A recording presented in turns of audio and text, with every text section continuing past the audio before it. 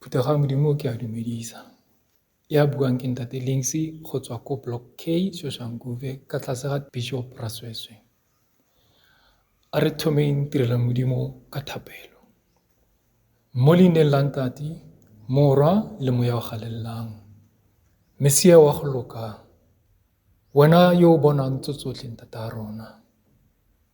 Wena o ileng wa fa motho botshelo Ntate a rona. Wena o ileng wa re motho o tla tsaya control ya dilo tsotlhe mo lefatsheng. Wena o le Modimo o dutseng setulong sa go sa borena. O file motho kelello ya go leboga tsotlhe tse o mo fang tsona Ntate a rona. Ntate a rona re a leboga ga o re tsositse lefung le lennyane e leng boroko. E re ge lentswe la go Ntate a rona le tla go bolelwa a dipelo tsa rona e be tse tlhwekileng. A ditsebe tsa rona Ntate a rona e be tsa mowa e seng tsa nama. Re kgone go utlwa, re utlwisise Ntate a rona. Ke lebogela sebaka Ntate a rona gore ke eme pele ga bana ba gago. Ke bue ka lona lentswe le o tla beng o re neile lona ka tsatsi lena Ntate a rona. O mosa, o mogau, o ntho tsotlhe go rona Ntate a rona. Ke bea le bona Ntate a rona baeteledipele ba rona ba kereke Ntate a rona. Ba fe botlhale bo ileng wa bofa Solomone Ntate a rona, gore ba tsamaise yona kereke ya gago ka botlhale bo be ba bo filweng ke wena Ntate a rona. Re etsetse bjalo Ntate a rona, o fodise, o pholose, o baballe. Maineng a mararo Ntate, Morwa le Moya wa galelelang. Amen. Phuthego ya Modimo lengwalo la rona re le bona bo go Luka 12 go thoma temana ya bo 13 go fitlha ko go 21.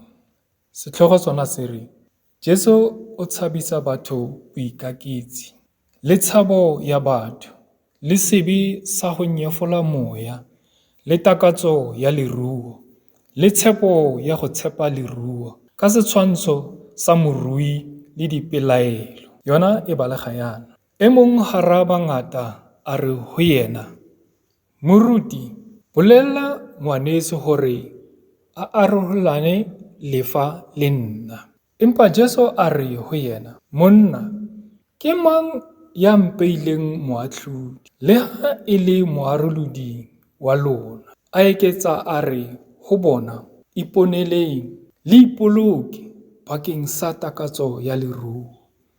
Hobane bophelo ba motho bo keke ba tswa bongateng ba dintho tseo a di ruileng. Le ha di mo atetse haholo, a ba bolella le setshwantsho a re, masimo a morui a ne a peile haholo. Yaba o nahana ka ho yena, a re, ke tla etsa jwang hobane ha ke na mo nka bokellang dijo tsa ka teng? A re, seo ke tla se etsa ke sena, ke tla qaqa mediko ya ka, ke ahe e meholo, mme ke tla bokella teng dijo tsa ka kaofela le mesebetsi ya ka.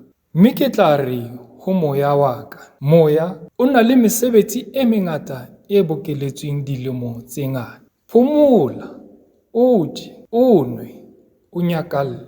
Empa Modimo wa re ho yena, lewatlatowe, ka bosiu bona, moya wa hao o tla latwa ho wena. Mme dintho tseo o di lokisitseng e tla ba tsa mang na? Ya ipokelelang matlotlo ampa a sa ruele ho Modimo o jwalo. Amen. Palo ya lentswe la Modimo e fella moo. Phuthego ya Modimo e badile mo lengwalong la ga Luka, mo re utlwang ka monna yo neng a ruile haholo, a na le ntho tsotlhe, a jwa, a nwa, go sena ntho ya ka reng hana yona. Empa there was one thing missing.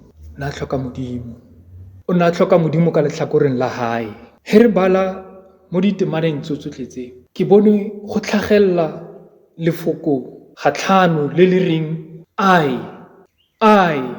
Lefoko leo le ra gore nna. Ga gona mo acknowledge-ang Modimo mo teng. Ga gona mo a fang ditebogo go Modimo gore Modimo o kgonne go mphitlhisa mo ke leng mo teng. O mphile matlotlo, ka jalo Modimo ke a leboga. Ga go teng mo e kileng a isa tebogo le ge e one go Modimo a re ke a leboga. Ge re bala mo bukeng e kgethwa e leng Baebele ya rona, go na le makgetlo a 2300 verses tse di tlhagellang di bua ka tšhelete. mo go Matthews e tlhagella 88 times, mo go Mark e tlhagella 54 times, mo go Luke e tlhagella 92 times.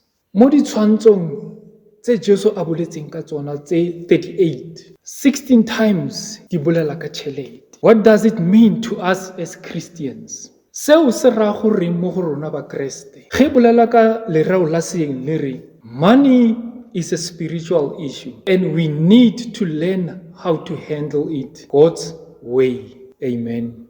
Mo ditshwantshong tse Jesu a bolelang ka tsona e be yang kgopotsa the rich man and Lazarus. Mo go Luka 16:19-31. Mo ne morui a ja a nwa empa a palla le go siela Lazaro le ga ile thoti ya metsi goba borotho bo bo omileng. Phuthego ya Modimo, ge Modimo a go abetse, o go abetse gore le wena o thuse ba bangwe. A re se ke go fileng sona se abele ba bangwe gobane ga o dira bjalo o tla bo o bontsha lerato. O tla bo o bontsha lerato go nna, o tla bo o bontsha lerato go o mongwe ka wena. Mo go James 4:13-17 e bolela ka tomorrow. Gobane rona ga re itse tomorrow gore e re tshwaretseng. Le manyeleo a le godimo ga a tsebe gore tomorrow e na le eng, empa go tseba ena mmupi wa rona. Tseba gore phuthego ya Modimo, leruo ga le go nee bophelo goba khutso. So ge o na le leruo, leka ka metlha gore yo a tlhokang o mo sherele sona, gonne Modimo o tla itumelela seo gobane o tla bo o dira thato ya gago. Re ka ipotsa gore go baneng monna o ne a bitswa sematla? Why was this man called a fool? The answer is simple. When you are not rich towards God, you are a fool. When you do not lay up treasure in God's kingdom, then you are a fool.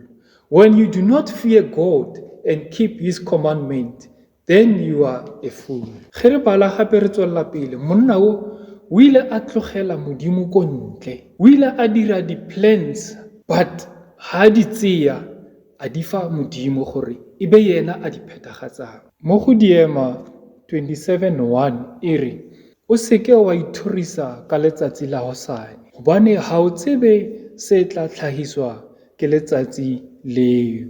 Phuthego ya Modimo, ge re ya ko mafelelong re bona lengwalo la Timothy 1 kgaolo ya bo 6 temana ya bo 10 e re, gobane lerato la leruo ke motso wa dibi tsotlhe. Ba bang ka ho le lakatsa ba kgelohile tumelong, mme ba itlhabile ka mahlomola a mangata. Phuthego ya Modimo ke se Modimo na re file sona ka tsatsi la kajeko. A re lebogeng mo leineng la Ntate, Morwa le Moya o galelelang. Tate wa rona re utlwile lentswe la gago le bolelang ka leruo, e seng leruo la lefatsheng Tate wa rona, empa leruo la legodimo. Re ruteng Tate wa rona re tsebe go kgetha leruo la legodimo gobane ke lona le re tla re phedisang.